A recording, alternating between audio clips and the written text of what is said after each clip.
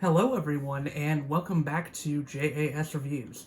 My name is James and on this channel I do reviews of both music and movies along with the occasional commentary piece, so if any of that sounds interesting to you then please be sure to give this video a like and to subscribe to my channel to see more content like that. And today I have my last list video for the season of 2023 in general and for movies as well, and that is going to be the top 15 best movies of 2023. Yes, like last year, I had to up it to 15 because there was just so much good in the world of film last year. It was actually sort of crazy. In some ways, it did feel like movies were back on top again after having so much time where they were faltering in the wake of the pandemic. 2022 was definitely seeing a resurgence as well, but I think this year sort of confirmed it that movies are indeed back in hopefully the way that they have been in the past, even if streaming sometimes threatens to ruin that illusion, something that we always need to be aware of. And of course, there was also the actor strike that went on last year that sort of put a damper on things, and it was sort of disgusting to see just how far the corporate executives were wanting to go in holding their bottom line. And if anything, this also means that we need to appreciate movies even more than we have in the past. Really appreciate what great artists are making out there, especially when it seems like great art isn't always going to be around for one reason or the other, which is a sort of scary thought. So let's appreciate movies while they're here and really just hold fast in praising what good art can deliver to us. And yeah, today I am going to be talking about what I thought the best of last year had to offer. While there were some definite not good movies last year, and if you want to see my thoughts on those, you can check out my top 10 worst movies list, I still think the good far outweighed it more often than not. And it was so hard to make this list because there was so much quality this year, but I think I finally managed to narrow it down in a way that is at least satisfying to me. So, without further ado, let's get started with number 15.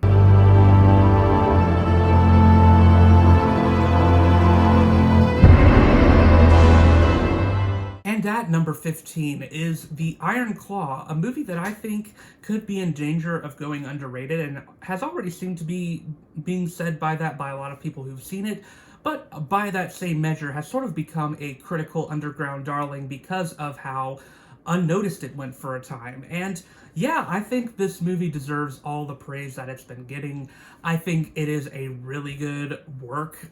It's just really sort of heartbreaking, actually. I wasn't expecting to be as torn at my heartstrings by it as I ended up being when I went into the film, but man, it really hits you in the emotions, and I think it does it in a very effective way. It's about this group of brothers who sort of have this seemingly unimaginable tragedy happening to them over and over again, and they even call it a Von Erich family curse is what the family name is, the Von Erichs, and they call it a curse because it seems like they are just cursed to continually have bad things happening to them up into the extreme of death, which just seems to happen repeatedly in this movie. And man, performance-wise, this movie is pretty great. I think Zac Efron was especially surprising here. Not that I've ever viewed him as a bad actor by any means. I think he was good as early as his High School Musical days, but if anything, he's only gotten better over time, and I think this movie really pushed him to his limits.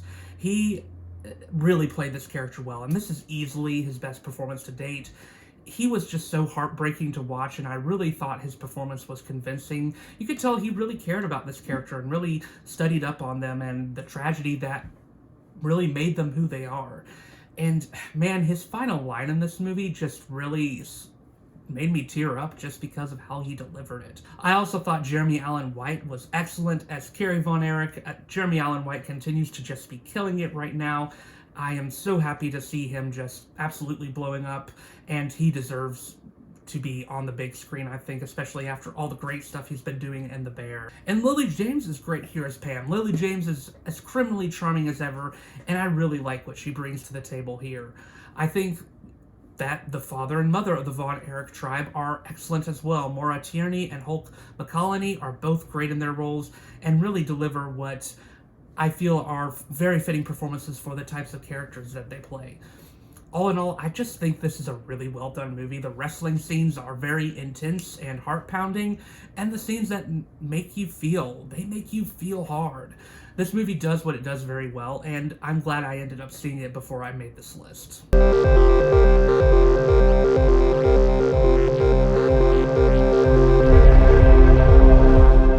At number 14 is a movie that I haven't seen too many people talk about, but I was immediately impressed with after I finished watching it, and that is How to Blow Up a Pipeline, which revolves around a group of young environmental activists who go to sabotage an oil pipeline as a sort of political statement about climate change and the climate crisis going on in America.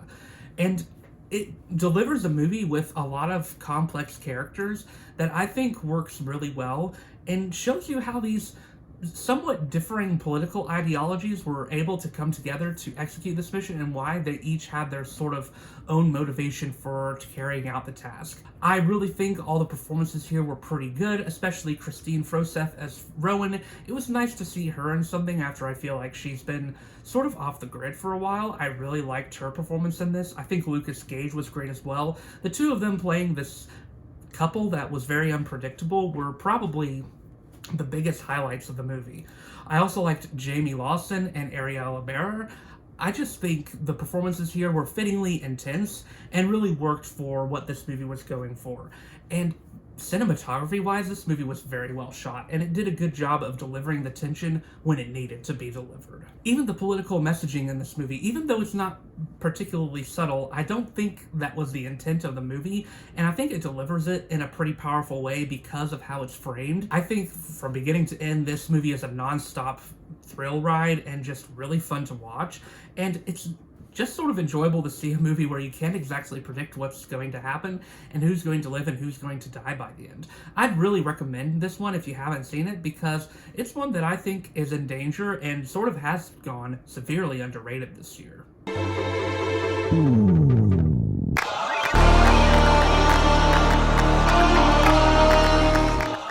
At number 13 is Creed 3, and while I still think I like the original Creed a little better, this one actually holds its own very well. I like this one better than Creed 2 personally, even though I think Creed 2 is a solid movie as well, but it was cool to see Michael B. Jordan taking on directorial roles for the first time, and I think he did a very good job in letting his directorial chops shine. I think we get a pretty compelling personal character-driven story here that is really intriguing and makes this one unique from the first two Creed movies because we get to learn about Adonis's childhood and this sort of complicated relationship he had with this friend Damien.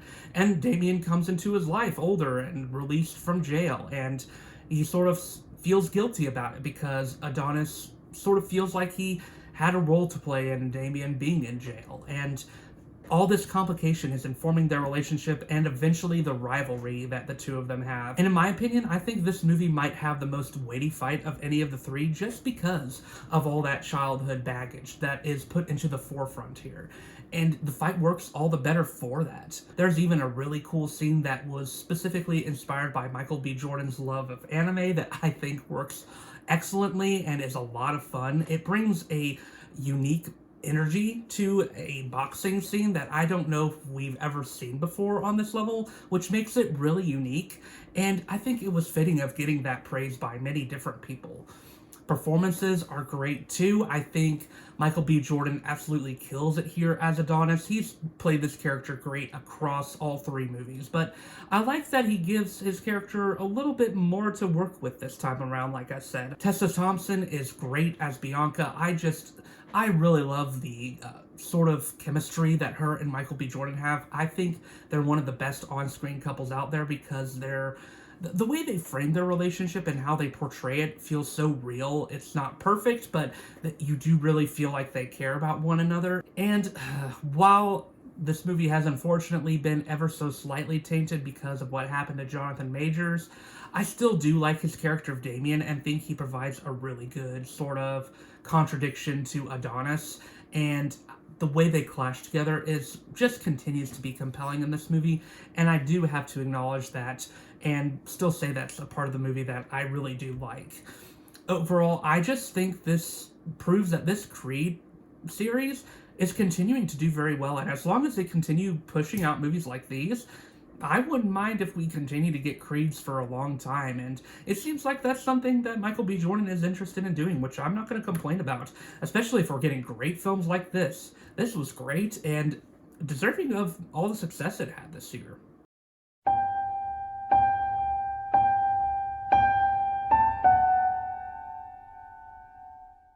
At number 12 is the latest Studio Ghibli film and the mark of the return of Hayao Miyazaki in The Boy and the Heron. And man, when I heard that Miyazaki was coming back to make a Studio Ghibli film, of course, like many others, I was excited. This guy is an absolute legend. He has made some of the best animated movies ever, some of the best within that genre, including Spirited Away, which is easily one of my favorite films of all time. Now, I will say when I initially left this movie watching experience, I was left feeling a little bit underwhelmed. It felt more like a Studio Ghibli greatest hits when I first saw it. There were lots of parts that made me think of other Studio Ghibli movies rather than this one standing on its own. But after thinking about this movie more, I started appreciating it way more and the things it was doing.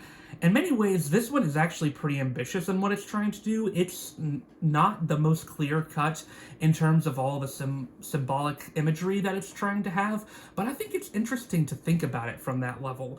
And especially its message of accepting loss is pretty powerful, and I think it's really well done, specifically through the arc of Mahito Maki, who is going through this loss of his mother and trying to sort of cope with that. Christian Bale is pretty great here as well. I really like what he brings to the table. I think all the voice actors are pretty great here, especially Willem Dafoe in playing the Heron. It's sort of surprising the voice he has, but I think his voice is very interesting and very unique, and it brings something really cool to the table. Of course, like any other Studio Ghibli movie, with the exception of Earwig and the Witch, this one's animation is absolutely stellar. I just really appreciated what this movie did. I think it's a very compelling watch, and I won't complain if it earns the Oscar for Best Picture. While I am rooting more for another movie to win it, that I'll be talking about a little later, and you can probably guess what that movie is. This one, it still is a great achievement, and who knows if Miyazaki will be making another movie, but if this is the note he goes out on, then what a note that is.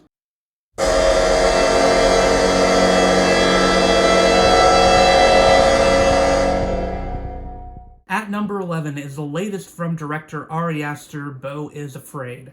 It's sort of interesting to me that initially I started out not really liking this director after I at first really hated Hereditary, but then after thinking about Hereditary more, started to really enjoy it, and liked Midsommar even more. And now this film might be my favorite of Ari Aster's, even though it is undeniably his most bizarre yet. This movie is incredibly long, at almost 3 hours, and it feels sort of like an odyssey in many ways of this simple journey that Beau is going on of trying to go to his mother's funeral, but he keeps on encountering all these crazy things along the way that keep on recontextualizing who he is as a character and how we understand him and his different anxieties that he has. At the end of the day, this movie feels like it's about anxiety and mental health more than anything else, and about dealing with unresolved traumas as a result of your mental health crises. Also, visually, this movie is just magnificent to look at. I love some of the fairy tale-like imagery they do have in that storytelling section. It's really cool and uniquely done. And I think the movie really does a good job of shifting between different types of genres. There's a part of it that feels more like just sort of a straightforward horror movie that I really enjoyed. And then there's parts that are framed like a comedy that work very well. This movie has a lot going on in it, and it's really just something that maybe in another director's hands wouldn't work as well, but because Ari Aster seems so confident here, he really delivers something that is truly unique. Joaquin Phoenix is great here as Beau. I really like what he brings to the performance. I like how he plays him as sort of naive in some ways, like he's not exactly understanding what he's discovering on this journey to find his dead mother, but then there's this revelation he has, and you just feel very sorry for him throughout the movie because he constantly gets treated in ways that he doesn't seem to necessarily deserve. But you also see that an inherent character flaw of him is that he doesn't really do much to fight against it. He just keeps on accepting these things that are happening to him, and he doesn't really do much to try to change. So it's a very interesting sort of character disparity we have here. I thought across the board this was just a really well done movie and truly bizarre. I mean, just an undeniably bizarre experience with some moments that just had me with a very weird expression on my face because I had no clue what I was looking at, and then some parts that made me crack up, including this punchline about Beau's father that just comes out of nowhere, but somehow works in the most darkly comedic way possible. I'd recommend this movie, but be warned, it is a strange experience. Go in with those expectations.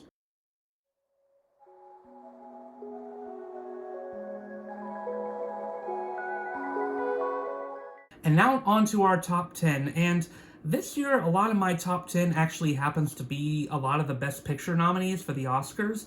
That wasn't entirely my intention, but that sort of means that the Oscars were pretty accurate in a lot of ways this year, in my opinion, because a lot of the best movies I did see this year, I do think are worthy of getting those Best Picture nominations. And we're starting off with Past Lives, a film that just works in every conceivable level I can think of. This movie is deceptively simple in what it does. At its core, it seems like it's just sort of a love triangle story, one that you've seen a lot of times before, where the main character is in love with one person, but she gets married later on in life, and this other person comes back into her life that she used to be in love with, and now she sort of has to make a choice as to who she wants to be with. And usually the way this movie would work out is that she would be with the person who she was originally in love with. But this movie doesn't go that route, and it ultimately isn't just about this love triangle. If anything, that would be an insulting reduction of what this film is actually about. I think this film is actually about how people just naturally change as life goes on, and that circumstances sometimes make us become different people. And there's even a sort of secondary commentary here about the connection to your past culture, because Nora was originally from South Korea. That was her childhood home, and she moves to America with her family. And she loses that connection to her South Korean culture in some ways. And her friend Hae Sung is her main connection to South Korea, and she was also sort of in a childhood-like love with him when they used to live in the same place. So there's also that connection going on. I also appreciate that it doesn't antagonize the person that Nora does get with, Arthur, played really well by John Magaro. His performance is really great here. And it doesn't villainize their relationship, even though it is sort of implied that in another time, and hence the name of the movie, Past Lives, Nora could have gotten with Hae Sung if things had gone differently. But she's with Arthur now, and that is a person who she genuinely loves. It just sort of lets you live in the movie scenes. It lets you live with these characters and get to know them. Both Nora and Hae Sung, the main characters, are very compelling in their own rights, and you understand where both of them are coming from in terms of what they are pursuing. I think this movie is just beautifully done, very well directed, and yeah, I would just definitely recommend this one if you haven't seen it. In this house.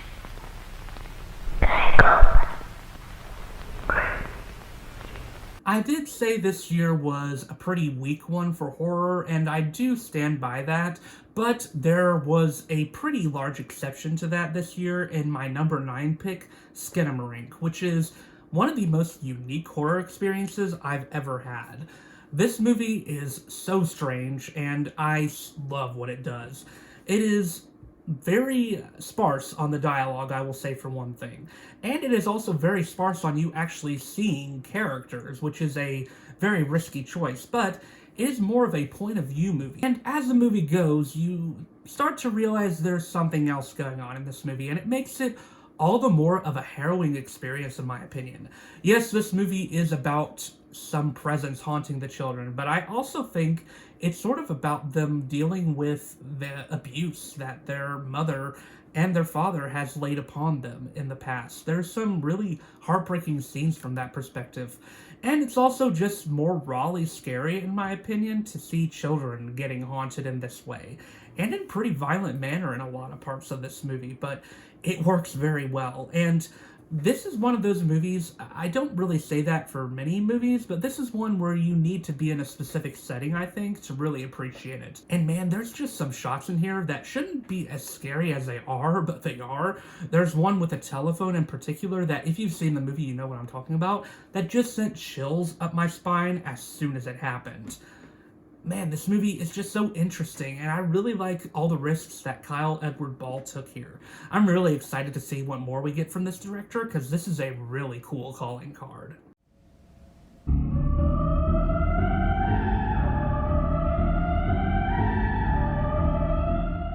At number 8 is the movie I've watched the most recently on here, and this one is, man, it's just truly harrowing, and that is The Zone of Interest, directed by Jonathan Glazer. Now, the other movie I've seen from Jonathan Glazer is also one that is very critically lauded, and that is Under the Skin. And while I understand why so many people like that one, it never really vibed with me as much as I've tried to like it. I've watched it 2 different times, and neither time did it really work for me on the level that I was hoping it to. But man, this one works quite well in terms of what it is doing. It is one of the most harrowing movies about the Holocaust that I've seen.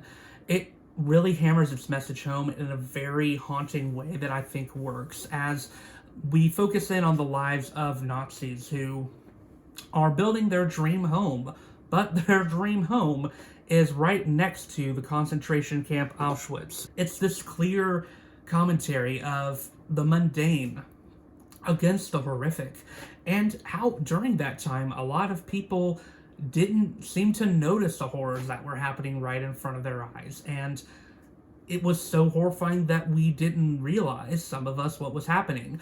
But it's even more horrifying to watch here that these Nazis do know what's happening. In fact, they're fully aware of what's happening, but they treat it as mundane as if they were just eating lunch at the dinner table. It also helps bear reminding that these people were normal, average, everyday people. They lived average, everyday lives in the midst of the atrocities that they were committing. And that makes what they did even more tangible in a strange way. It makes it tangible, and it's like a warning that serves to us that these people who do horrible things are often normal in a lot of ways, and we need to be aware of that danger and not be deceived by it. It's really just one of the most terrifying things I've ever seen on just an existential level, and the only way I think you can really understand that is if you watch the film.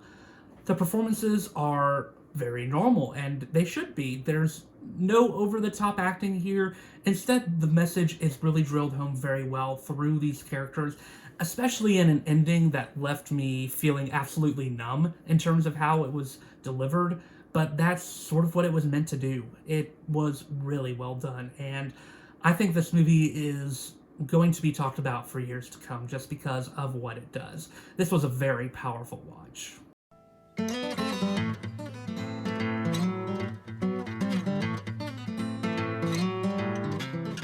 Now, I did say that this year was the year that I thought superhero movies sort of fell off, and in a way that is sort of fitting to describe this year, but there were some exceptions to this nevertheless, and probably one of the most obvious was Guardians of the Galaxy Volume 3. See, the key to superhero movies not falling off is actually making movies that are good, which is still clearly possible when we have a movie like this that exists. This was excellent, and is perhaps my favorite Guardians movie. I think all 3 Guardians movies are great and among the best that Marvel has to offer, and this one is no exception. I think this one perhaps does the best job out of any of them of balancing the comedy and drama together, and doing really well at making itself stand on its own as much as it can, while still having to do some things to connect to the MCU. I still think this movie is really strong and really excellent as a standalone. A lot of this movie surrounds around characters dealing with loss. A big focus of the movie is Peter Quill dealing with the loss of Gamora, which is something that James Gunn himself, of course, didn't write, and there's parts in this movie where you can tell he's a little bitter that the Gamora that he wrote doesn't exist anymore, but nevertheless, he works around that very well and still makes a movie that has pretty powerful ideas at the center of it, especially when Peter meets a different Gamora, and there's sort of this message that this Gamora is not the Gamora he knew, and because of that, they aren't going to be in love or be in a relationship like they were before, because it's not going to be the same. But the real emotional crux of this movie, in my opinion, surrounds Rocket, played by Bradley Cooper. It was so surprising what they did with Rocket here. I knew that he had a pretty dark backstory from what I'd heard about the Guardians comics, but man, they pull no punches in terms of delivering his story. Some parts of his story feel straight out of a horror movie, and purposefully so, specifically with how they mistreat the animals in this movie and what they do to them experimentation-wise. The arc he goes on in this movie is just incredibly well done, and it really left you feeling just whole at the end of the movie is the best way to describe it, because it was just beautifully done and just a really great way to develop a character that you wouldn't necessarily expect to be developed. And that's what James Gunn has always done well as a director, is taking characters that you don't always pay attention to and making them just so much more interesting. The action is excellent and feels very visceral and in your face, but also a lot of fun. There's a lot of creative visual moments in here that just make this movie feel so colorful, and I just love the central story going on here. And of course, as always, the soundtrack is great and very fitting. So yeah, James Gunn made a great superhero movie. What else is new?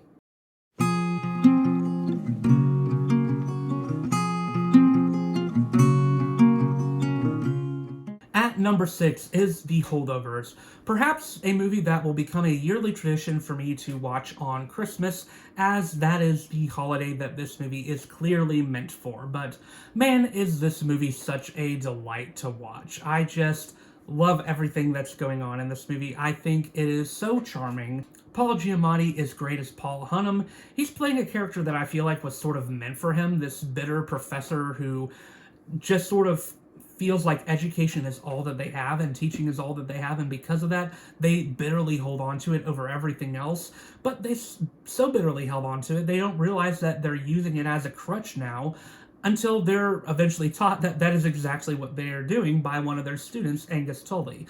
And Angus Tully, played by Dominic Sessa, is great here as well, as he has his own sort of bitterness going on with his mom being remarried and him feeling like he is sort of being cast out. The relationship these two develop in this movie is just so excellently done, because you can tell that intelligence-wise, these two are on pretty similar levels to one another in terms of what they understand.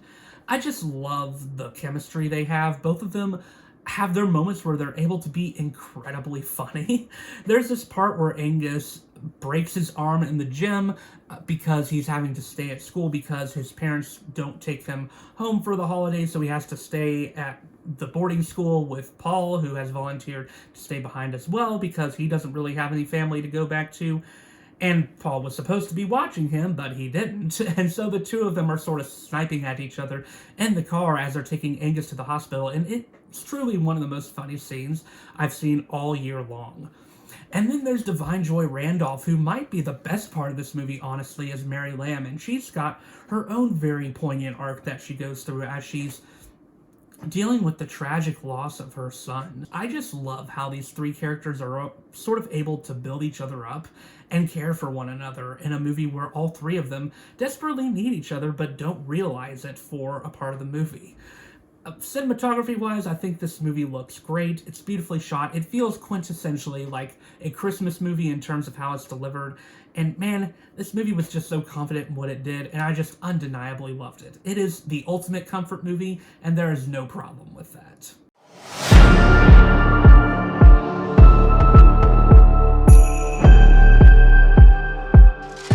Okay, on to our top 5. And we're starting off our top 5 with what is perhaps one of my favorite action movies that I've ever seen, and that is John Wick Chapter 4. Man, this movie is just so impressive. If you saw my movie review of this from last year, then you know that I really loved this one in terms of what it did for the character of John Wick, and in terms of action movies as a whole. I feel like each of these movies, even though I like the first John Wick the best, I think each of them in terms of action have consistently been able to one-up themselves in terms of how ambitious they've gotten with their action scenes. And this one, it reaches the absolute apex. There's this wild scene in particular where you're just sitting back and you're like, wow, they're actually doing this, where John Wick is taking down all these characters while going up this seemingly impossibly large amount of steps. And then he falls down so many steps. And it's just wild to see it happening over and over and over again. But it makes the scene all the more awesome to watch. This movie feels like sort of an ultimate Western action epic in some ways, but for the modern ages, where this cowboy in the version of John Wick is having to face his demons head on, face all the consequences of his actions, and eventually sort of face himself in a way as he has to meet his final fate and see whether he lives or whether he dies in the ultimate Western showdown. Of course, that is also due to all the fascinating characters on board here. I really like Donnie Yen as Kane, and sort of how the movie delivers a message that in another place these characters were friends, but at this time, because of how the tides have shifted, they now have to be against each other, even if they don't want to be, which continues to expand the lore of this action underbelly and this criminal hitman underground that this world has always had, with all these characters having to constantly turn against each other depending on where the money goes and who's going after them. Lawrence Fishburne continues to be very authoritative in this movie as Bowery King. I love whenever he's on screen. I think Shamir Anderson brought a really interesting character in Tracker in here. We get a great final performance from Lance Reddick as Sharon, who unfortunately has passed away, but he is great here. And Ian McShane continues to be super compelling as Winston. I really like just sort of him as the head of this Hitman Underground. All of this movie just works incredibly well. I love how it progresses. It is so much delightful fun. And yeah, I just don't really have much more to say than that. This is a perfect action movie from front to back.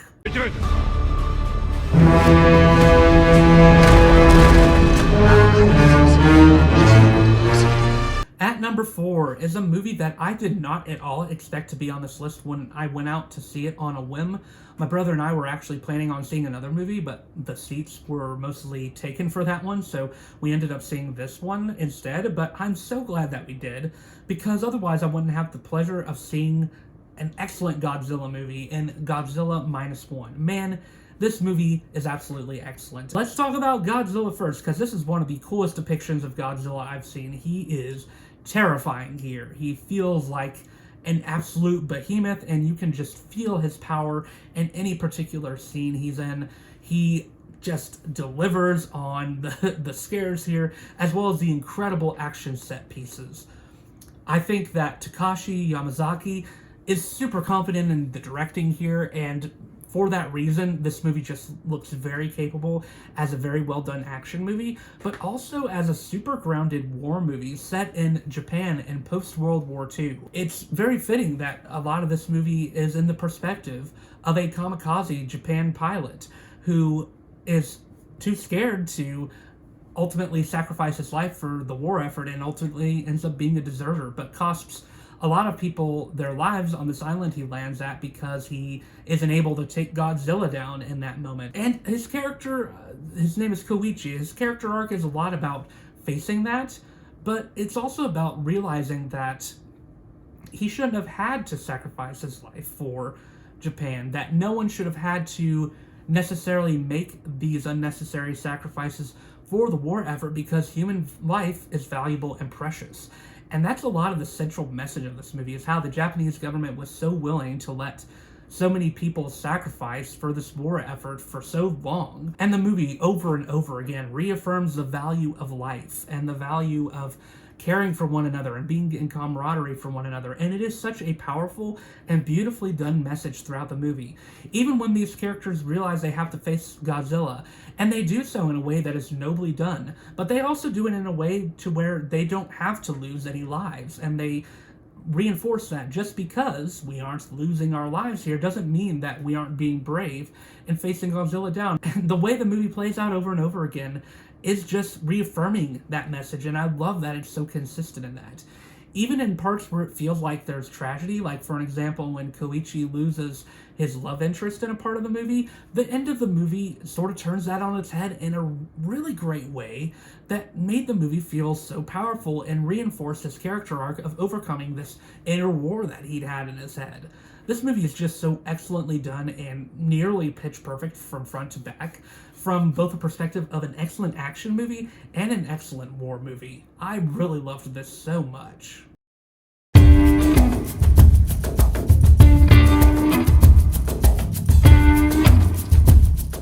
At number 3 is Killers of the Flower Moon, done by Martin Scorsese, and man, this one just does what it does so well in telling the story of the Osage Indians and making it a commentary on the relationship between white Americans and the Native Americans. And it is so powerful and haunting in terms of how it delivers that message. I think it was sort of fitting for this movie to be from the perspective of the ones that were committing the atrocities, because it brings that message home all the more. It's just a way of seeing a character enter the heart of darkness that really sent chills up the spine as you realized what was happening. Robert De Niro is excellent here as William Hale, and it's really fascinating to see this character seeming to repeatedly say, and they seem to be repeatedly convinced, that even though they are at the forefront of doing all these horrible things to the Osage Indians, giving them all these diseases and killing them off slowly one by one and taking their money, that they still will love him at the end of the day and that it won't matter.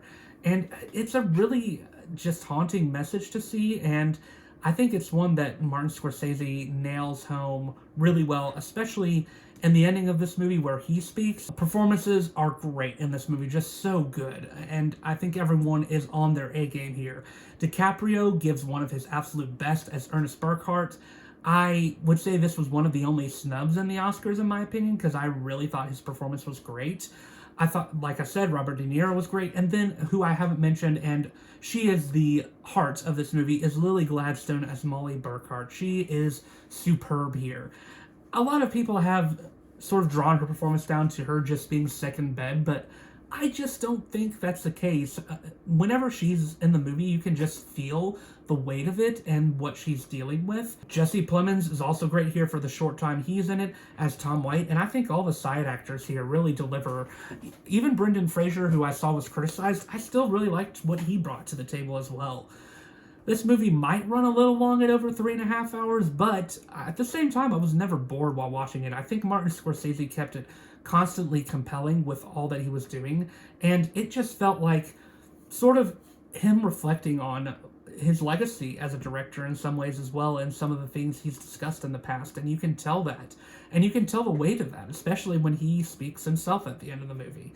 I just think what this movie does, it does very well, and I think it is deserving of all the praise that it's gotten this year.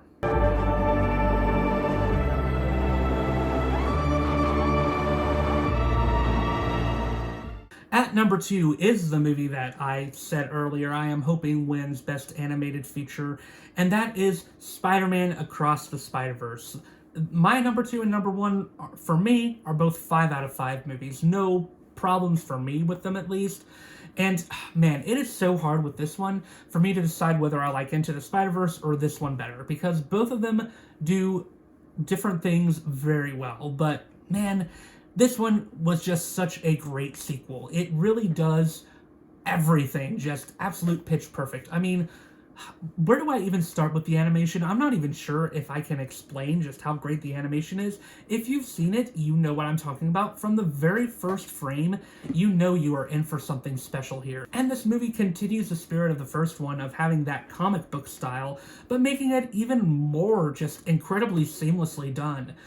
Just every frame in this movie is dazzling, and it's amazing to just sit back and think how much work must have gone into that. So for the next Spider-Man movie, give them all the time they need, because I have the greatest confidence they'll continue to deliver excellent products, and if you give them actual time to make what they need to make, it'll be just mind-blowing like it was here.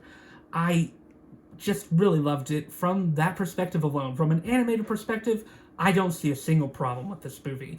From a storytelling perspective, the only problem is that this is part 1 of a part 2 movie, and it left me wanting more.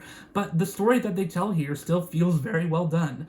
I think Miles Morales' arc is continued to push forward, and I like that they give him some more classic Spider-Man problems to deal with. It's an interesting way for Phil Lord and Christopher Miller to be attacking those people in the superhero universe who care about canon so much, to the point that it becomes near obsession for them. And it's a really well done in how they deliver that criticism while still pushing forward Miles' character in very powerful ways. Gwen Stacy might be the real standout here, as they give her almost equal screen time to Miles Morales and have her go through a lot of tragic stuff too. But the way they end her character by the end of the movie is very satisfying, and I think really makes me compelled to see where they take her next. The Spot is a really cool villain here. I can't wait to see what they do with him in part 2 as well.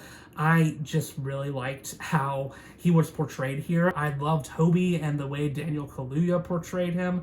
And yeah, like I said, there's no real problems here. Oscar Isaac is a great antagonist as Miguel O'Hara. You understand his sort of motivation for why he's wanting to take Miles Morales out, but also still see him as a clear force and a clear antagonist. And it's nice to see another superhero movie where we have a legitimately menacing villain that provides some real stakes in the movie. Yeah, this movie, it's just can't say enough. It is flawless across the board. I really loved what it did. I think it deserves just all the praise that has been heaped upon it. Like I said for Killers of the Flower Moon, I said that for that one, and that applies just as much here too. I don't think it's being overhyped at all. I think it is great, and I can't wait to watch it again and again, as I think this one will hold up in the superhero universe for years to come. Now I'm going to list off a couple of honorable mentions. Actually, I'm going to list off 10, because, yeah, like I said, there was a lot of good movies this year. So these are 10 movies that didn't quite make my list, but I would still absolutely recommend to anyone who is interested. And first is Teenage Mutant Ninja Turtles: Mutant Mayhem. This one was a very pleasant surprise for me. I wasn't necessarily in love with the trailer, although the animation looked interesting, but when I watched it, I actually liked it quite well. The animation is impressive, but it also has a really nice story to it. Then there's Thanksgiving, made by Eli Roth. This one was another pretty well done horror movie, I will say, and I liked that it brought some comedy into it as well. Next up is Nimona, a really great animated movie with some pretty powerful messaging in it. And while I am not necessarily in love with the animation style, I still think it's pretty unique, and I like all the voice acting here. I think this movie works pretty well from a storytelling front, and I like the unique medieval setting that it has. Another honorable mention is Barbie. I don't think this is top 10 quality quite, but I did still really like this movie. I think that both Margot Robbie and Ryan Gosling are great in it. Next is Bottoms, which is one of the funniest movies I saw all year, if not the funniest. I really thought the comedy hit on all fronts, and both main actresses in this were great.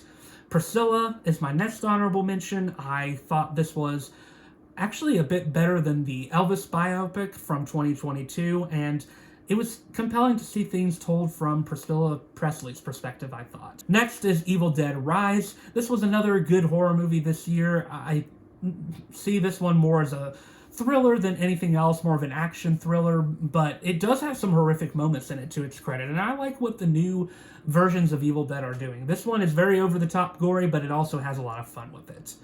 Next honorable mention is Are You There, God? It's Me, Margaret, based on the book of the same name. And I really thought this was a pretty sweet movie. I thought it was a nice coming-of-age movie. Next is Anatomy of a Fall. This one was pretty dang close to getting into my top 15. If I'd seen it a little earlier in the year, maybe it would have made it. I thought this was a super interesting murder mystery, and Sandra Hüller's performance is excellent, and the child performance in here is great, and even the dog performance is quite good in this. And my last honorable mention, and this one was also pretty close to making my top 15, and that is Poor Things, directed by Yorgos Lanthimos. This might be the most optimistic Yorgos Lanthimos movie I've seen, and if you've seen his other movies, you know that that is a pretty important point to make, because usually his movies are pretty dire, but this one is a lot more positive by the end of it in terms of talking about feminism and about humans coming to understand one another in terms of the differences that they have. I really loved Emma Stone's performance here. I thought she was great, and I liked William Dafoe in here as well, and Mark Ruffalo was absolutely hysterical. So, what is my number one movie of the year? Well, remember how I mentioned that Barbenheimer War? Well, for my money, there was a clear winner in that fight at the end of the day.